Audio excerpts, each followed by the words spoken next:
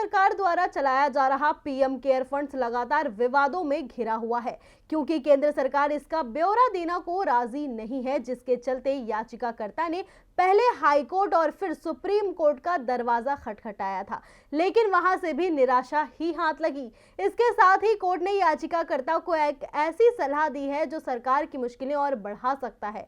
आखिर क्या है कोर्ट की सलाह, जानेंगे इस रिपोर्ट में। देश में आई कोरोना महामारी के दौरान देश के बड़े बड़े उद्योगपतियों, अभिनेताओं के साथ ही आम जनता ने भी पीएम मोदी के आग्रह पर पीएम केयर्स फंड में करोड़ों रुपयों का दान किया था, लेकिन वो पैसा कहां गया, उसका क्या हुआ, इसकी जानकारी किसी को भी नहीं है। ऐसे में सवाल जस का तस बना हुआ है कि सरकार ने उस पैसे का क्या किया या फिर पीएम केयर्स फंड में आने वाले पैसे का आखिर क्या होता है। लेकिन सरकार इसकी जानकारी देने को राजी नहीं है, जिसके बाद पीएम केयर्स फंड की वैधता को एक बार फिर सुप्रीम कोर्ट में चुनौती दी गई थी। इस याचिका में पीएम केयर फंड और प्रधानमंत्री राष्ट्रीय राहत कोष को अवैधानिक और शून्य घोषित करने, खातों का खुलासा करने और सीएजी द्वारा ऑडिट कराए जाने की मांग की गई थी, लेकिन कोर्ट ने चुनौती देने वाली याचिका को खारिज कर दिया।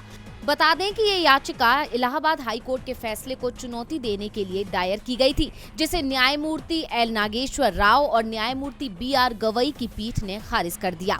लेकिन इसके साथ ही सुप्रीम कोर्ट ने याचिकाकर्ता दिनेश कामत को एक सलाह भी दी।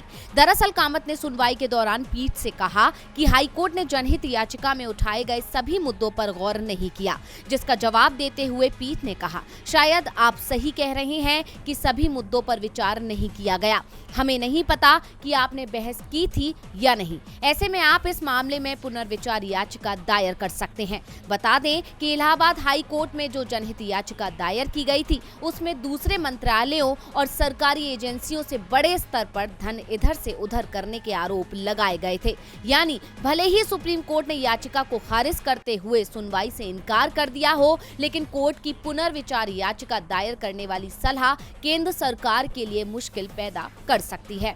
डीवी लाइव की रिपोर्ट।